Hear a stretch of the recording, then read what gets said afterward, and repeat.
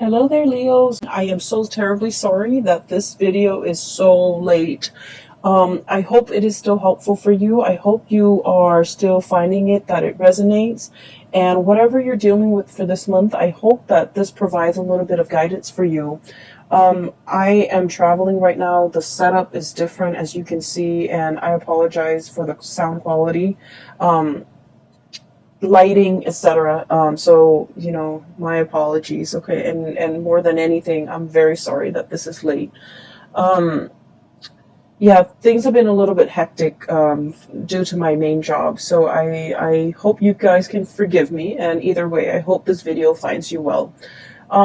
So I actually had two messages that came out for you. So I'm going to talk about them in succession. Okay. So first of all, when I was shuffling out the spread, it took me a really long time to form like an image. And then once that image came out, the cards started coming out. So what I saw was very distinctly, there's a man, he's driving down like a very hilly road. Okay. It's a 2-lane street and there are a lot of hills. So he's going up the hill and he's in this really small white compact car. It's a very small car. It looks almost like the 80s in rural America somewhere. It looks like the 80s. So he's like, I can only see the back of the car. And then he goes up the hill, and then as he descends the hill, you see this power plant, okay? And power plants has that insignia that denotes radiation.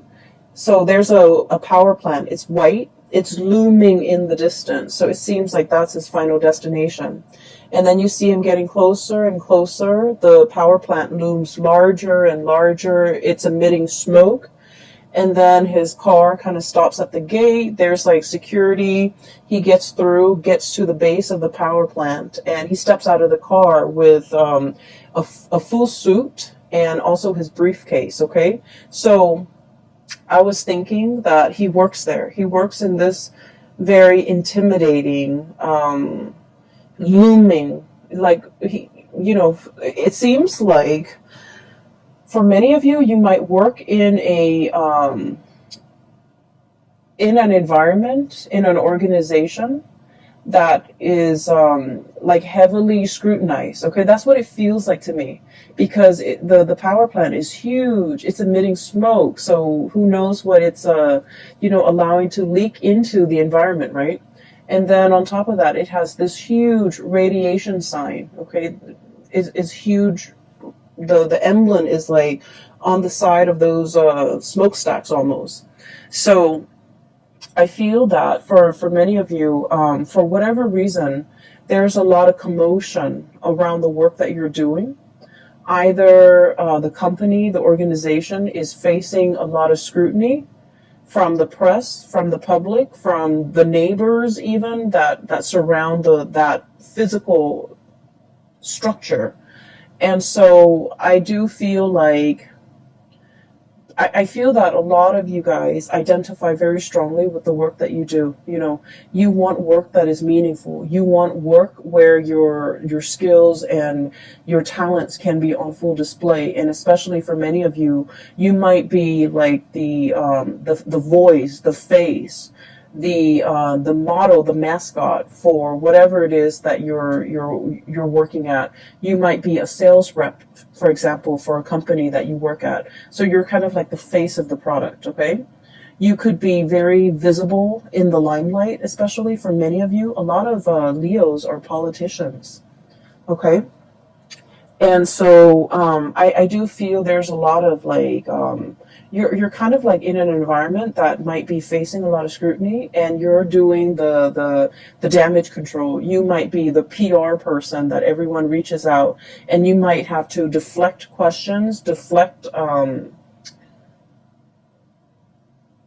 you might have to create your own red herring in order to distract people from something. From something. You might be hired to take on a position so that you can do damage control.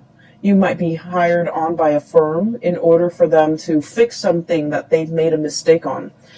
especially for a lot of work environment, and especially for when it comes to their public image, because we had a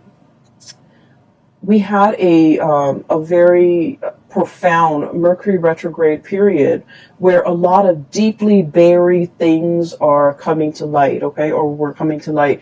It was in the sign of Scorpio. And so I felt like a lot of things that people kind of sweep under the rug, a lot of deep, dark held secrets, especially as it pertains to companies, organizations, and work environment and things like that. Things that people in power were trying to hide from the public, or truths that they were trying to distort, or just things that they shove away when no one is looking. I feel that all of that might have come to light recently, and as a result of it, you're kind of called in to do some damage control. Okay, so that's what I was feeling. I just feel like the work environment that you're in is facing a lot of scrutiny. The people you might work with, they might have their own personal issues that's facing a lot of scrutiny. Okay, and they're faced with a lot of scrutiny. And I'm sensing a lot of people will come to you asking for advice, like, should I do this? Should I do that? Because they're really concerned about their public image. And, it doesn't mean that they're superficial or vain or shallow. I just feel like there's something going on here where somebody's job might be at stake, and you're kind of called in to either provide some guidance, provide some legal advice, expert advice even, how to de-escalate tension, how to de-escalate a potentially volatile situation, how to, do all of those things, okay? I also feel like, you're good at your job. You're paid very well. For many of you, you're paid very well for the work that you're doing. But behind it, I feel that, it's a job. So you try to do what you're told. So for example, you work with you're hired on as a contractor to do some damage control for a company, and you might not like that company very much. And so, even if you don't agree with it, agree with the things they're trying to hide, the things that they're trying to sweep under the rug, you're hired to do this job. And so you will do it to the best of your capability. So I don't see any moral, ethical conflicts here. I just feel almost as if there's a lot of fires to put out. Okay. So going back to that image, there's a second part. So, he steps out. And he's in a suit, really nice suit, in this mini car, but he's in a suit and he holds a briefcase. And so, my initial thought was, oh, he works here, he's an employee. But then I see him like in that briefcase. It's not like papers or laptop or things like that. I guess in the 80s they didn't have laptops. It's not like papers. It's a science kit. Okay, so he has like those what are those, the droppers where you take a little bit of a water sample and you put it into a slide, things like that. He has a dropper. He has machines to test the radiation level, and so he opens it up, puts it on top of the front of the car, the hood of the car, and then he starts to go around the area, the power plant. He starts inspecting. So that's when I was like, oh, he's an inspector. So he's not called out to do some damage control, even though that message applies to some of you. Okay? But on the other hand, you might be also called in to inspect, to appraise, to make a final determination on something, to see whether or not it's sound, whether or not it's safe, whether or not it meets the regulation and the standards. And I feel like for many of you, and this could be, just literally just one person I'm speaking to, but I feel like there was something that was unearthed. All of a sudden, it just came to light, and, you're called in to to make the final determination, to inspect, to appraise, to look at it. And he does his thing, okay? He walks around multiple times, collecting multiple samples. And then at the end of it, what I saw at the end of that picture, of that scene, was he puts in he takes like a poster from his car. Okay, and then you see him get back into the car. He drives away. The security gates closes behind him. He stops the car, gets back out, and he puts this giant poster with the radiation, the hazardous sign on it, hazardous sign on it, and it says like deem unsafe. Okay, that's what it says, deemed unsafe. And so I feel that there's a situation around you where you guys are in a very important position to protect people from, okay? You're bringing something to light so that people can be made aware, so that people can, knowledge is power, right? But I feel like there might be something that is unsafe, that is unfit, and you're drawing attention to it. You're calling it for what it is. Okay, so in a way, this could be in a work environment, but then I also feel that for many of you, the word unfit parent came in. Okay, so you might be, for example, a social worker, where you're inspecting homes, the home environment. Is this a safe place for children to be in? You might be inspecting like a retirement home where they take care of elderly people. You might be inspecting like a preschool, even a high school. You might be like, one of those superintendents or one of those inspectors, academic inspectors, to make sure something is meeting the requirements, it's passing, the regulations and the codes, and make sure other people are abiding by it, because if they don't abide by it, it can cause long-term negative impact on not only, the people that are involved, but the surrounding area, hence this power plant, okay? It generates power for the entire area, and if something happens to it, it will affect negatively the entire area in terms of, power surges, or even worse, like chemical spills and things like that. So I feel that you're taking your job very seriously, and you're wielding a lot of power. You're wielding a tremendous amount of power where what you say, what your findings are, what your final determination is, it will affect a lot of people. And I just have to say, Leos, us fire signs were incredibly, incredibly ethical. We try to always walk down that straight and narrow path, okay? We're humans. We do stray from it, okay? But I do feel that for a lot of fire signs in general, ethics and morality goes a long way. There's always a right and there's always a wrong. And we don't really mix the two, okay? Water signs always know there's a right and a wrong, but they make justifications based on their emotional attachment to a specific outcome. Air signs can rationalize. They rationalize, well, it's wrong in this context, but it could also be right in that context. I feel like for a lot of fire signs, there's a right and there's a wrong, and no matter what the circumstance, the circumstance doesn't justify whether or not something is right or wrong. Those things are not malleable. And so I feel that you are wielding a tremendous amount of power here, and you're doing the right thing, because you understand that by, I guess, succumbing to, pressure, or by not listening to your own sense of morality, it affects a lot of people. A lot of people around you, a lot of people that might not even be family members, that you might not even know them, personally, but it affects their families, it affects their livelihoods, it affects their health.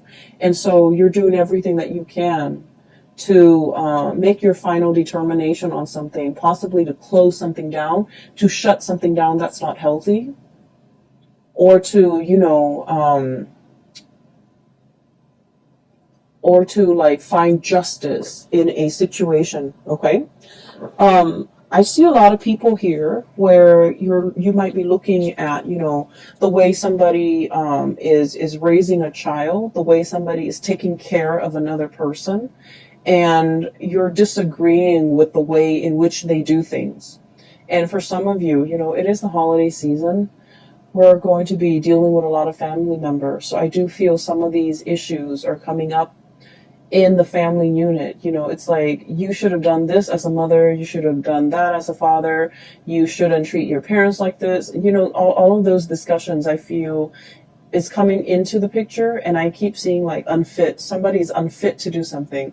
Somebody is unfit to take care of themselves, or they're not all mentally there, and they have somebody else who's managing their estate, or who's like a power of attorney, and that person's unfit because they're taking advantage of the person who's not able to take care of themselves. So I feel like all of these ethical, moral debates are coming into the picture, and I do see you discussing all of these things with family members in a very passionate manner. I don't see it being like an argument where we're arguing and screaming and you know, slicing each other left and right. I don't see that. I just feel heavy discussions over somebody's qualifications, over somebody's capabilities, over, you know, whether or not something is fit, or whether or not the situation needs to be shut down and closed off. Okay, so that's what I'm seeing. And we're 16 minutes into the reading. I just wanted to get that out of the way, okay, because I felt like it's much calmer now. I feel a lot calmer. The power plants, you know, the looming sign, that radiation sign is so strong. Like it was so big, it was so visible, and I feel that that message needed to be conveyed, because I feel like there's a potentially toxic, hazardous situation, and it needs to be called out. It needs to be labeled for what it is, so that people know to avoid it, and it needs to be shut down. Okay, so that's just the bottom line. On the other hand, on a lighter note, okay, I do see two people here. So let me talk about these two people. I feel like that was the work situation. So let me talk about these two people here. I have one person who is who they're very much still interested in you, but I feel that you're turning your back on them, and you're turning away from them, and you're finding love and inspiration and passion and, you know, reciprocity elsewhere. Okay, I feel that you are upset and frustrated with this person, and this person is showing up here as the Knight of Cups. Okay, it seems almost like he's got a blob. It's like a paper bag over his head. Okay, that's what it feels like, doesn't it? So I feel that you are frustrated with this person. I feel that they do a lot of things that frustrate you.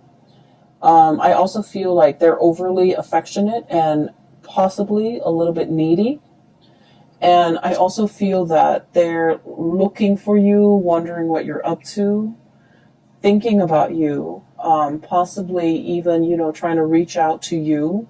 And I feel that you respond when you want to, but this person is no longer kind of like your top priority. I feel like once upon a time, the love between the two of you might have been very hot and heavy, okay? Because I do see an energy of like opposites attract. There might be a huge age difference. There might be like a cultural difference. There might also be like, you know, it might be like an interracial coupling type of a thing. But I feel like there's a certain degree of, you know,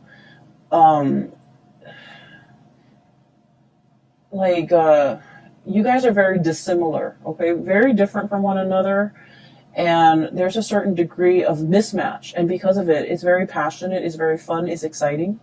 But it ceases to be those things, because I do feel that you might be turning elsewhere for love and for validation and for, you know, a relationship. And so this person is wondering what you're up to. This person is like not really sure how you feel about them.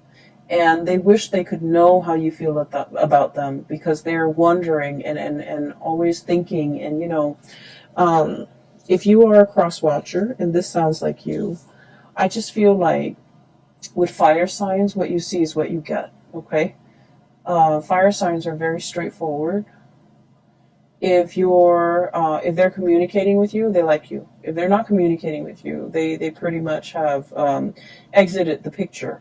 And so I feel that for many of you, you have left this person kind of like hanging, or you've just left them out in the cold. And they might, be bombarding you with messages, but I do feel that your heart is already elsewhere. And then I also feel for some of you, you might at the end of the day, decide that this whatever you had with this past person, I feel like it was lacking in emotional depth. It was lacking in it's like you talk about one thing and then they don't have an interest in it, so they steer the subject somewhere else. Or they talk about a certain topic and you have no interest in it, and so you just kind of like change the topic. So I feel like there's very little compatibility, and it created a situation where there was no chemistry. There was no emotional depth to the conversation, to the interaction. And when you it can feel to me like it's very time consuming or quite draining to be around this person. Not because they're a bad person. It just feels to me like it requires a lot of effort just to keep the conversation going, because you guys don't have a lot in common.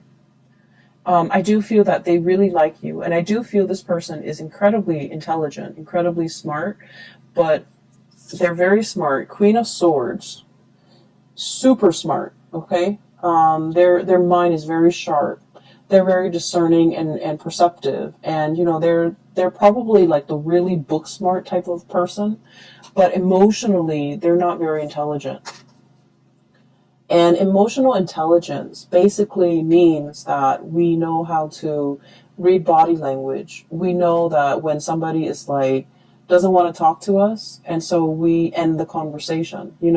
How sometimes you have like coworkers who you're super busy, you're at your desk working, right?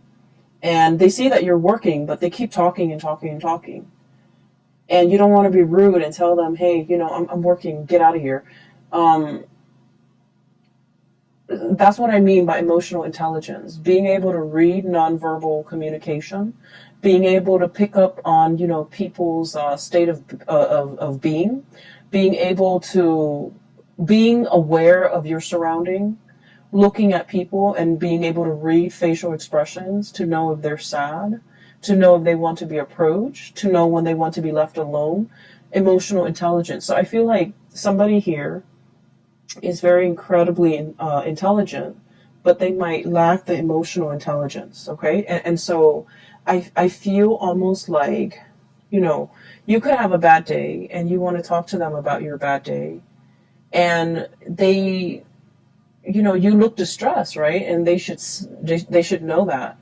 And then rather than letting you vent, letting you talk, they steer the topic away from something that is not even remotely important. And so I feel that it frustrates you, and it hurts you too, to feel that you're not validated, okay? To feel that they're not acknowledging that you've had a bad day. They're not acknowledging your distress. They're not picking up on these cues. And you're wondering, if they care about me, they should be more attentive. They should be more considerate. But I just feel that they're lacking in the ability.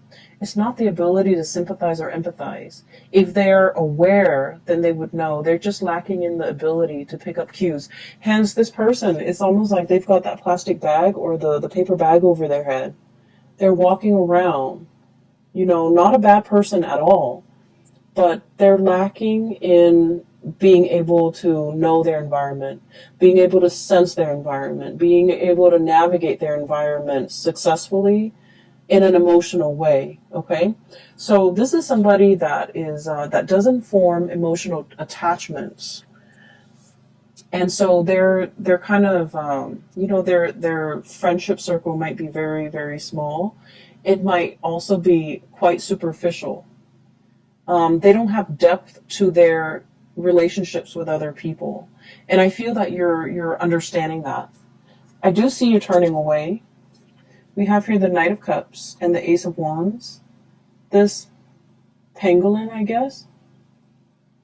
with the swan is turning away, walking away, moving away from a situation. Mainly because I do feel that you need more validation. You need that sense of reciprocity. You need somebody who is a lot more considerate, okay? Like in your eyes, you feel this person is very inconsiderate, but I do sense that you want somebody who's a lot more emotionally available.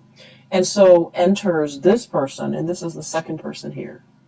We have here the Queen of Cups. And I'm not reading the suit as a person anymore, because we have a lot of cross watchers. We have a lot of people with different planetary aspects, and astrology is very complicated. It's the sun sign, the moon sign, the rising sign. That's like scratching the surface. That's like 3% of what astrology entails. Okay, and so by saying this is a water sign, sun, moon, or rising, I feel that it just glosses over the entire study of astrology. And so I'm going to read it as just, the energy of a person.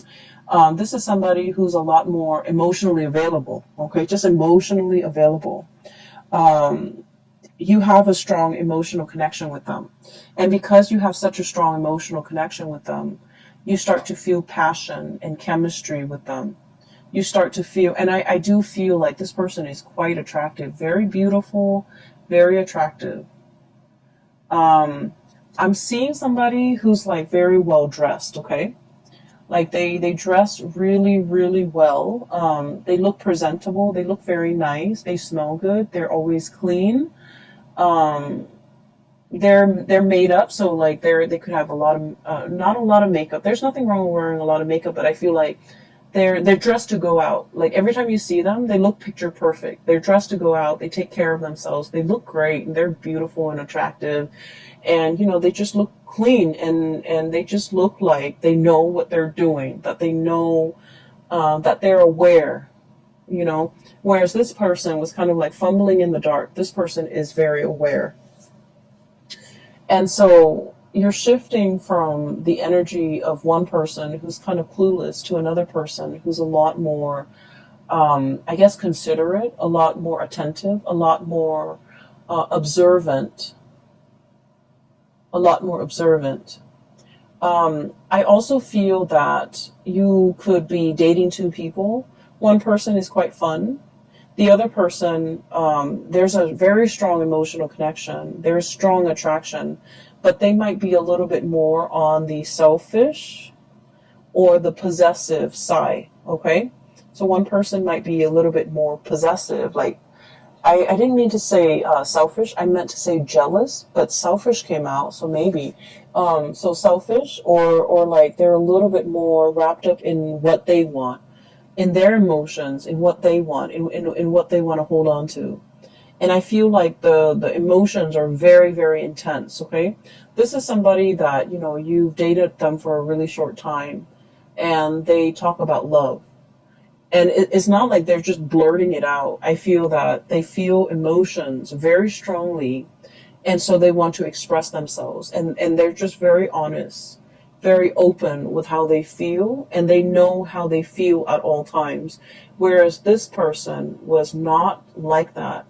They held back. They didn't communicate emotionally. And so this is a breath of fresh air for you. I would urge you, the passion is really strong here, Ace of Wands. I would urge you to slow down. You're kind of like going from one extreme to the other. That's what it feels like to me. And so I would urge you to slow down, because I feel like this person over here, there's a lot of passion, there's a lot of chemistry. You guys are a very good match. But they might be in a position where, they're thinking about like, let's put a ring on it. Let's get married. Let's start a family. And it's like 3 months in the 3 weeks into the relationship, and they're already planning these things. And so I do feel possessiveness. I do see a sense of jealousy with this person. It's someone who's fiercely loyal, but they're also fiercely protective. of the things and the people that they love, okay? She's like gripping and holding on to this lobster. And then I also feel like the realization here with this Judgment card is you're a little bit taken aback by the intensity of this person. When you were dating this person, you wanted intensity, you wanted passion, you wanted intensity. And then, so this relationship was lacking in that. So you might have moved away from it. And now you're meeting exactly the person that you were hoping for. Intensity, passion. And then you realize that the intensity is too much. So you're kind of like stuck in this loop, okay? And that's what I mean by you're moving away from one extreme and landing yourself in the other end of the spectrum. And so if you're still dating this person, I almost feel like, it's that hazardous sign. It's that hazardous sign where it's telling you to caution. It doesn't mean they're bad people. It just means, you have to think about, why is this person so possessive? Why is this person so jealous? Why is it 3 weeks into this relationship and they're already talking about marriage, talking about children, talking about, moving in together, getting a house, getting engaged? So mull these things over, mull over these decisions, because with the Ace of Wands, it denotes to me impulsiveness as well. And so we want to make sure we are on the same page before we can make these, major decisions, okay? Especially if we have children in the picture as well. So I feel like something is starting off really, really fast. It's great. It's passionate. And I feel that this person really likes you. And they might feel that you are the one. And then I also feel you have that ex coming back into the picture. And I feel like they're totally opposite people. On at first glance, or from what you remember, or from what you know about these two people, they're totally different people. But in its essence, I feel one person is a lot more expressive. The other one was very non-expressive. But at the heart of the matter, their energies are very similar, okay? They might have issues when it comes to emotional expression. One is too much, one is too little. Try to find that balance, okay? You might be that middle ground for them, for both of them. You might be that anchor point, and that's where they gravitate towards you. So just be careful that you have to moderate a relationship. Just be careful that you have to be the one where the other person leans on, because that can create, codependency. So, you want to be careful of that, okay? The second image that I saw for you was, I see this dark corridor. It looks almost like a hospital or like a school. It has a lot of different rooms, and it seems very clean and kind of sterile. And it's dark. It's, I can see a little bit, like I would say 30-40% visibility. It's dark out, the hallway is very dark, and I see this man kind of walking down this corridor, and he can't really see, he can't really see, right? It's dark. So he's holding out his hands. He's walking slowly, he's holding out his hands, trying to feel, for where the walls are, what's in front of him, so that he doesn't trip and fall. So he's walking, and it makes me feel really uncomfortable.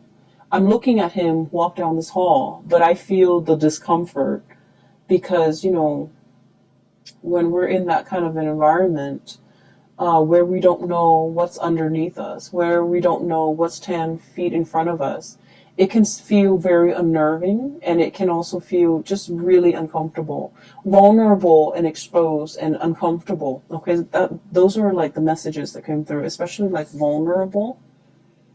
And so I do sense heavily that you're in a environment where something is very new, and it makes you feel a little bit vulnerable and a little bit exposed and a little bit uncomfortable as well. Do I take off running? Do I just run to the end of the hall and hope that everything will be okay? And what use is it if I'm meant to get hurt? Do I just get a early start and just run and make it fast and swift? Or do I slowly put myself through this agonizing discomfort, fear, feeling around for what's in front of me, feeling around for what's around me, and prolonging the discomfort, right? So I feel like those are the thoughts going through this man's head as he heads down this hallway. From what I can see, the hallway is clear. There are no chairs just thrown about. There's nothing that can really hurt him. It's a sterile environment. And so I just feel like a lot of what you're experiencing is the novelty, the newness of a situation where you're going to have to kind of, it's like you don't have the map, you don't have the blueprint, you don't have the previous knowledge about the situation. And so you're kind of like thrown in and, forced to figure things out. For some of you, you might be dating somebody who might have children, and you're doing this for the very first time. And you're just like, I don't know how this is going to play out, but, I'll do it little by little. You might be like in a relationship, and you're meeting somebody's parents for the first time. And you're just like, I don't know, it's going to be, a little bit strange, uncomfortable, awkward even. But let me just jump in and then feel things out. And then for others, you might be taking somebody, excuse me, you might be dating somebody who is ethnically, culturally, very different from you, religiously very different from you. And you've always had like preconceived notions in the back of your mind. It's going to be like this, or they're like this, so and so is like this race, this religion is like this culture is like this. And so you're kind of like nervous about like how to bridge that cultural divide, how to bridge that divide in general with a significant other or somebody that you're dating. And I do feel what's coming through is relationships that are very new, like a budding romance where there's still a lot of chemistry, a lot of getting to know each other, a lot of like, showing your best selves to each other because the relationship is still very new. And new love is always, really sweet, but it comes with it that sense of butterflies in your stomach because you don't know everything about the other person and you're still trying to figure things out and you're still learning about each other. And it makes it really exciting. So I feel like this spread is all about that it's like a fizzy, almost like champagne, sparkling water. It's like that, the fizziness, the fuzziness, the butterflies in your stomach that comes with the territory, that comes with a new job. It comes with a new relationship. It comes with like a situation where you're thrown into an environment that is very brand new to you. You don't have a map. You don't have guidelines. You don't have like a manual for how to do things. All you can do is dig through, your lab kit and, take a little bit of sample here, take a little bit of sample there, take samples, test the parameters, and then reach your conclusion. So I feel like you're in a very good environment to, I don't feel like it's experimentation, but I feel like it's like testing the waters, okay? Testing the waters, navigating this environment so that you can make the final determination, like, is this worth my time? Is this going to work out for me? Is this what I thought it would be? And I feel that you are very pleasantly surprised that what you thought was one way was another. What you thought this person was going to be turns out to be another. Okay, that can be good or that can be bad, but I do feel this sense of like, this fizziness coming through where you're experiencing the joys of the anticipation, the excitement, and the trepidation, all of it. And I feel like it's all surrounding a new situation that you're navigating, and especially a new relationship. Okay?